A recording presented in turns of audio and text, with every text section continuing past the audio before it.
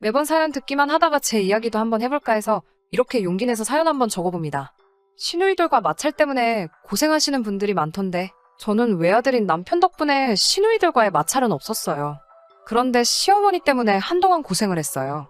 그런데 남편까지 가세해서 쌍으로 저를 못 살게 군이 아주 미치고 팔짝 뛸 노릇이었습니다. 저희는 맞벌이 부부였고요. 남편은 대기업 입사 후 1년차가 되었고 저는 중소기업을 다니고 있지만 사회생활을 일찍부터 시작해서 모아놓은 돈은 남편보다 훨씬 많았어요. 저는 회사 생활 8년 차였는데도 대기업은 역시 대기업이라 그런지 남편의 초봉이 제가 받고 있는 월급보다 많더라고요. 그렇다고 큰 차이가 나지는 않아요.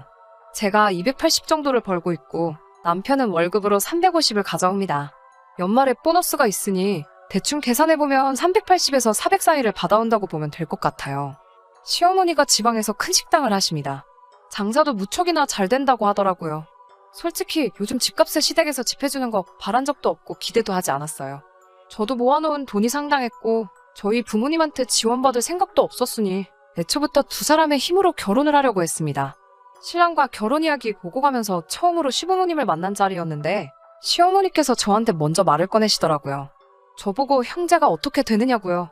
위로 오빠가 한 명 있다고 대답해드리니 저희가 결혼을 한다 해도 그 어떤 지원도 해주실 수 없다며 시작부터 못을 박으셨어요. 야무진 며느리 흉내를 내려고 한 건 아니지만 지원금에 대해서는 안 주셔도 상관이 없다고 대답해드렸지요. 저도 남편도 둘 다 직장 생활을 하고 있고 애초에 저도 양가 지원 없이 둘이서 시작할 계획이었다고 말씀을 드렸더니 시어머니께서는 너는 왜 결혼을 꽁으로 하려고 하느냐며 역정을 내시더군요. 그 말에 저도 한 말씀 드렸어요. 어머님께서는 방금 지원을 해줄 생각이 없다고 하셨는데 왜 저는 저희 부모님한테 돈을 지원받아와야 하는지 이해가 잘 가지 않는다고요. 대기업 다니는 아들을 데려가는데 맨 입으로 시집을 올 생각이냐며 그건 말도 안 되는 거라고 하시네요.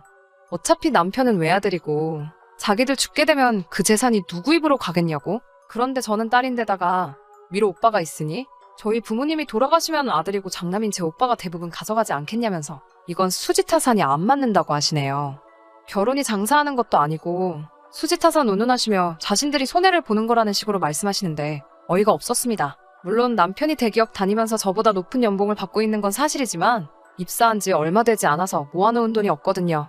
애초에 저도 지원받을 생각 하나도 없었던 데다가 결혼하게 되면 양가 지원은 받지 않지만 제가 모아놓은 돈 7천을 그대로 신혼살림 차릴 돈으로 전부 사용하려고 하고 있었지요. 그런데 자기들이 손해를 보내 어쩌네 하는 것도 사실 어이가 없는데 유산 운운하면서 저는 제 돈을 포함해서 저희 부모님한테까지 손을 벌려야 한다고 하니 기분이 많이 상했어요. 다행히 듣고만 있던 남편이 분위기가 차가워지자 나서서 중재를 해줬어요. 제가 모아놓은 돈도 많고 시작은 월세방 구해서 해야겠지만 두 사람 벌이를 합치면 3년 정도 아끼고 모으면 전셋집 정도는 구해서 들어갈 수 있을 거라고요. 시어머니는 끝까지 제가 친정의 지원을 받지 않는다는 게 내키지 않은 듯한 표정이었지만 남편이 간곡하게 부탁을 해오니 그날은 잘 넘어갔어요. 시어머니 때문에 파혼하는 것도 그렇고 무엇보다 그 상황에서 제 편을 들어주면서 시어머니한테 맞서는 남편 모습에 오히려 저는 그때 결혼을 확신하게 되었네요. 제 스스로 10월도 입장권을 끊었다고 하실 분도 많지만 그때는 남편의 진짜 모습을 모르고 있었으니 어쩔 수 없는 결정이었어요. 아무튼 그렇게 양가 지원 하나도 없이 저희는 결혼하게 되었습니다. 결혼 전에는 남편하고 약속도 했어요.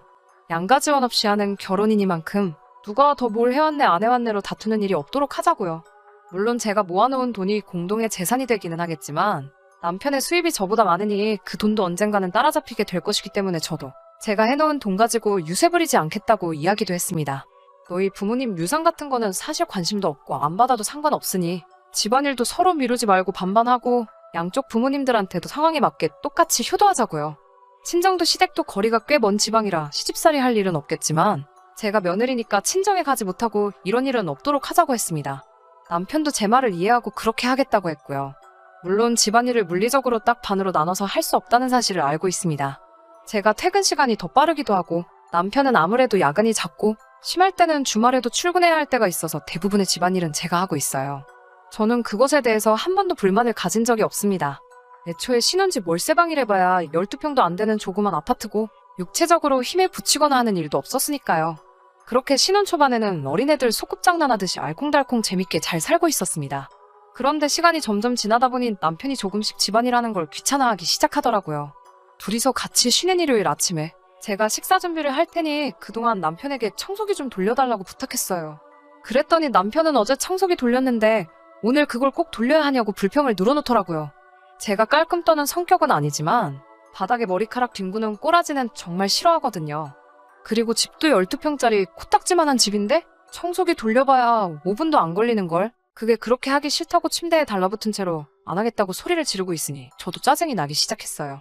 집안일은 서로 분담해서 하기로 하지 않았냐고 말하니 남편은 대번에 그건 애초부터 말도 안 되는 조건이었다고 반박을 하더라고요. 제가 빨래며 식사 준비며 청소며 웬만한 가사노동은 거의 저 혼자 도맡아 하고 있었는데 청소기 한번 돌리라고 했다고 불공평하다는 식으로 말을 하니 어이가 없었어요. 분담하기로 했지만 내가 거의 다 하고 있는 거 알고 있지 않느냐고. 뭐가 그렇게 불공평해서 그러고 있냐고 묻는 질문에 남편은 자기가 월급을 더 벌어오니까 제가 그만큼은 더 몸으로 때워야 하는 게 당연하다고 하더라고요. 솔직히 어이가 없었죠. 자기는 결혼할 때 돈 한 푼 없이 몸땡이만 왔으면서 지금 당장 돈 얼마 더 번다고 제가 집안일을 독박으로 해야 한다는 논리를 펼치고 있었으니까요. 그래도 제가 결혼 초반에 돈 더 해온 걸 가지고 생색내지 않겠다고 한 부분이 있으니 그러면 생활비와 적금은 똑같이 내자고 했어요. 남는 돈은 알아서 하라고 했고요. 대신 집안일은 똑같이 분담해서 반반씩 하기로 하자고요. 남편이 용돈으로 가져가는 50을 제외하고도 여윳돈이 100 정도가 더 생기는 상황이니 남편은 신이 나서 그렇게 하자고 하더라고요. 그렇게 하기로 한 날부터 저는 확실하게 모든 집안일을 반으로 갈라놨어요. 빨래도 제 것만 돌려놓고 식사도 전부 제가 먹을 것만 따로 준비했지요. 청소와 설거지 같은 경우에는 날짜를 정해서 하루 걸러 한 명이 몰아서 하기로 해놓았습니다. 남편이 혹시나 냉장고를 열어서 제 밥을 먹으려고 하면 집안일 똑같이 반반 하기로 한 거 아니었어?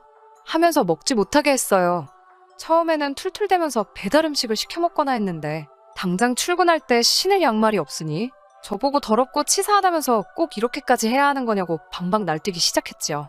그날로 정확히 일주일이 지나고 나서 제게 미안하다고 사과를 해오더라고요. 집안일이 얼마나 힘든 건지 이제 알았다면서 고집 부려서 미안하다고 원래 하던 대로 돌아가자고 청소기만큼은 자기가 매일매일 돌리겠다고 하네요. 제가 알게 모르게 해주던 것들이 남편에게는 당장의 여윳돈 100만 원보다 더 크게 느껴졌던 거죠. 그리고 결혼하고 나서 얼마 지나지 않아 첫 명절을 지내는 날 부모님께 용돈 드리는 것 가지고도 한 번 다툼이 생기게 되었습니다. 각각 20씩 해서 봉투를 4개를 준비를 하고 있는데 부모님한테 드리는 건데 좀 더 쓰자고 하면서 50씩 넣자고 하더라고요. 제가 그건 조금 무리라고 했어요. 아직 저희가 신혼집을 구한 것도 아니고 월세로 버리면서 살고 있는데 전셋집이라도 구하려면 하루라도 아끼면서 돈을 모아야 한다고 반대를 했죠. 친정 부모님도 일을 하고 계시고 시부모님도 식당 하시면서 큰돈을 벌고 있는 걸 알고 있는 상황에 개뿔도 없는 우리가 들여봤자 티가 나겠냐고. 50이든 20이든 부모님들께는 우리가 챙기고 있다는 마음이 중요한 거지. 그 액수가 크건 작건 간에 부모님들에게는 크게 와닿지 않을 거라고 설명을 했더니 저보고 부모님들한테 용돈을 매달 드리는 것도 아니고 명절이나 생신 때 한두 번 드리는 건데 그걸 아끼려고 한다고 아주 불효녀라고 말하면서 이죽대기 시작했어요. 기분이 나빴지만 안 되는 건 안 되는 거라고 우리가 자리 잡고 그때 용돈을 더 드려도 늦지 않는다고 한번 참고 말해줬더니 모처럼 자기가 대기업 취직해서 돈을 이만큼이나 벌고 있는데 낳아주고 길러주신 부모님들께 효도도 내 맘대로 못한다고 하면서 신세한탄을 하기 시작하더군요. 저는 완강하게 저도 우리 부모님께 조금이라도 더 드리고 싶은 마음은 굴뚝 같지만 지금 우리 상황에 이것보다 더 할 수는 없다고 말을 했죠. 그랬더니 남편놈이 제 생각은 끝까지 이해를 하지 않고 그러면 자기 부모님들께만큼은 용돈을 자기가 돈을 더 버는 만큼 더 드려야겠다고 우기기 시작했습니다. 남편이 그렇게 나오니 저도 하기는 싫었지만 결혼할 때 제가 모은 돈 가지고 시집온 이야기를 꺼내지 않을 수가 없었습니다. 지금 돈 더 버는 것 가지고 제발 그런 식으로 말 좀 하지 말라고. 그렇게 따지면 나도 결혼할 때 가지고 온 돈이 있으니 너가 그만큼의 돈을 가져오기 전까지는 너가 돈을 더 번다고 할지라도 맘대로 쓰게 할 수 없다고 하니 그런 게 어딨냐며 고래고래 소리를 지르더라고요. 결국 그날 대화는 끝내지 못하고 냉전 상태로 하루를 보내게 되었어요. 다음날 퇴근하고 와서 남편이 일그러진 얼굴로 사과는 하지 않고 대뜸 너 우리 엄마한테 안부 전화 안 하고 있다며? 라고 말을 꺼내더라고요. 사실 시어머니와 제가 첫 단추를 잘못 끼워서 연락하기를 꺼려하는 것도 이유가 있기는 했지만 그렇다고 남편도 장인 장모님한테 먼저 나서서 연락하거나 한 적도 없어요. 서로 부모님께 효도하자고는 했지만 똑같이 효도하자고 했으니 저도 나서서 먼저 남편 좋으라고 대리효도를 할 생각이 없었기에 일부러 하지 않았었습니다. 사과를 기대했는데 뜬금없이 걸어오는 시비에 너도 안 하는 걸 내가 왜 안 하냐고 저도 딱 잡아떼서 화를 냈어요. 그랬더니 사위하고 며느리가 똑같냐면서 뭐라고 하네요. 뭐가 다른지 이해가 되게 똑바로 좀 말해보라고 했더니 어버버거리다가 시부모님 앞으로 된 유산 이야기를 꺼내더군요. 그리고 자기가 돈을 더 벌어오는 건 사실이지 않냐고 제가 당장 돈 7천 해온 거는 자기 머리로 금방 따라잡을 거고, 자기는 유산까지 받게 되어 있으니 오히려 큰 소리 쳐도 되는 건 제가 아니라 자신이라면서? 자기가 이런 말 하는 게 그렇게 억울하면 저보고 어디 나가서 아르바이트를 하던지 노래방을 나가던지 해서 100만 원을 더 벌어오라고 하더군요. 그러면 저랑 자기가 동등한 위치가 되는 거니 그때 가서 큰 소리 치라면서요. 돈 100만 원 더 벌어온다고 아내한테 노래방이나 나가라는 말을 짓거리는 사람하고는 더 이상 같이 할 수 없겠다는 생각이 들고, 이런 놈을 믿고 결혼을 결정한 제 자신이 정말 바보 같다는 생각에 후회가 밀려오더라고요. 제가 아무 말도 안 하고 있으니 무슨 자기가 저를 논리적으로 눌렀다는 생각을 했는지, 기고만장해서는 할 말 없으면 앞으로 자기가 원하는 대로 할 테니 알아서 기라는 식으로 말을 해왔습니다. 그래서 그 길로 곧바로 그럴 거면 그냥 이혼하자고 말했어요. 이혼하자는 말을 꺼내니 처음에는 당황하더라고요. 그때라도 곧바로 사과했어도 봐줄까 말까인데 저를 회유한답시고 꺼내는 말이 어이가 없었습니다. 시부모님 재산을 상속받으면 우리 팔자는 금방 피게 될 건데 너 지금 진심으로 하는 말이냐고 재차 확인을 하네요. 애초에 너네 부모님 재산 관심도 없었고 너 하나만 보고 한 결혼인데 너가 이 정도로 개차반인 걸 알았더라면 애초에 결혼도 안 했을 거라고 했죠. 남편 놈은 끝까지 사과하지 않고 반반 결혼 처음부터 우긴 게 저였으니 제가 결혼할 때 가지고 온 돈도 이혼하면 자기가 반을 가져가야겠다며 이래도 진짜 이혼을 하겠냐고 합니다. 반이고 뭐고 알 거 없다고 당장이라도 이혼하자고 하고 저는 그 길로 짐을 싸서 회사에서 친하게 지내는 동료의 집으로 피신을 했습니다. 남편은 너 진짜 1억이냐면서 어디 한번 해보자고 먼저 이혼 변호사를 구했다고 연락을 해왔습니다. 그런데 결혼 전에 형성된 재산은 분할 대상에 포함되지 않는다고 한다는 걸 알았는지 시부모님한테 전화가 불이 나듯 오기 시작했어요. 그 와중에도 정성 어린 사과는 못할 망정. 그 자식의 그 부모라고 시어머니는 또 언제 상속받을지도 모르는 유산을 가지고 저를 회유하려고 하셨습니다.